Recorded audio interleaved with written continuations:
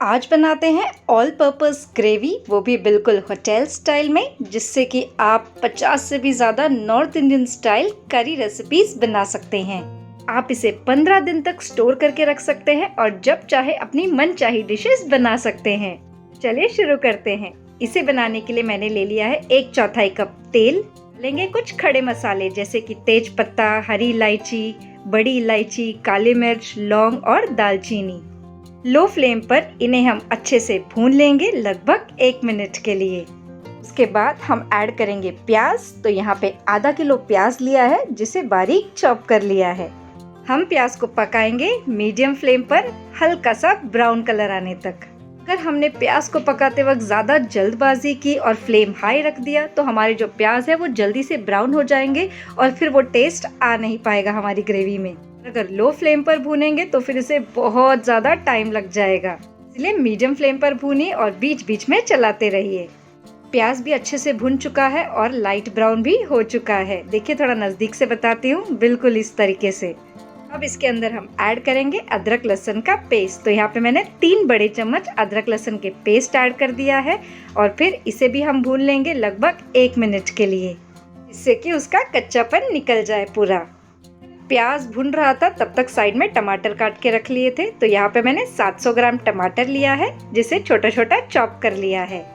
चाहे तो टमाटो का पेस्ट बना के भी डाल सकते हैं, लेकिन चॉप करने से टेक्सचर बहुत ही अच्छा आता है ग्रेवी का। हल्का सा नमक ऐड कर लेंगे ऊपर से ताकि हमारा जो टमाटर है वो जल्दी से सॉफ्ट हो जाए। हम टमाटर को लगभग 10 मिनट के लिए पका लेंगे मीडियम फ्लेम पर ढककर। तब तक साइड में हम मसाले रेडी कर लेते हैं जो भी हम ऐड करने वाले हैं हमारी ग्रेवी के अंदर। मसालों में यहाँ पे मैंने लिया है सबसे पहले हल्दी पाउडर, जिसे लिया है आधा टीस्पून के आसपास। साथ ही में डाल देंगे 1 चम्मच जीरा पाउडर। 2 बड़े चम्मच हम इसमें ऐड करेंगे कश्मीरी लाल मिर्च पाउडर ताकि रंग बहुत अच्छा है हमारी ग्रेवी का। साथ ही डाल दिया है 2 बड़े चम्मच धनिया पाउडर और 1/4 कप पानी। अच्छे से हम मिक्स कर लेंगे और रहने देंगे 5 मिनट के लिए ताकि हमारे जो मसाले हैं वो अच्छे से फूल जाए। तब तक हम अपने टमाटर को चेक कर लेते हैं कि वो सॉफ्ट हुआ या नहीं। 10 मिनट हो चुके हैं और हमारा जो टमाटर है वो भी हल्का हल्का सा सॉफ्ट हो चुका है, बट ऑयल अभी तक अच्छे से रिलीज हुआ नहीं है। थोड़ा सा नज़दीक से भी बता देती हूँ आपको, तो आपको आइडिया हो जाएगा। देखिए, हल्का हल्का सॉफ्ट हो चुका है टमाटर। अब हम इसमें ऐड करेंगे हमारे मसाले जो 5 मिनट से वेट कर रहे हैं कब हमारी बारी आएगी।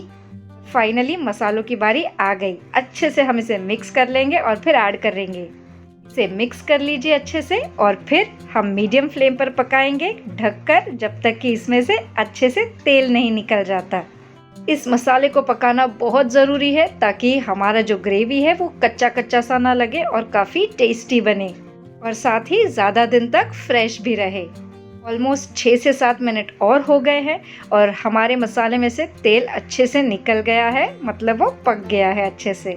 आधे घंटे पहले मैंने 1/4 कप काजू को भिगो दिया था गर्म पानी में। आधा कप गर्म पानी लिया था और फिर उसका पेस्ट बना लिया था। इसे ऐड करेंगे हम ग्रेवी के अंदर और अच्छे से इसे चला लेंगे। अगर आप नॉन स्टिक पैन का यूज़ कर रहे हैं इस ग्रेवी को बनाने के लिए तो आपको ज़्यादा चलाने की ज़रूरत नहीं है, लेकिन अगर एल्युमिनियम का पैन यूज़ कर रहे हैं तो फिर इसे लगभग चलाते रहना पड़ेगा थोड़ी थोड़ी देर में, ताकि ये जो काजू है, हमारे मसाले हैं, वो चिपक ना जाएं। हमारा बढ़िया सा ऑल पर्पस ग्रेवी तैयार है। गार्निश कीजिए कटे हुए हरे धनिये के साथ। स्विच ऑफ कर दीजिए फ्लेम। ठंडा करके स्टोर कीजिए एयरटाइट कंटेनर में 15 दिन के लिए। बहुत सारे ग्रेवीज आप इससे बना सकते हैं, mix veg, paneer masala, tikka masala, etcetera etcetera. तो आप भी बनाइए और एंजॉय कीजिए।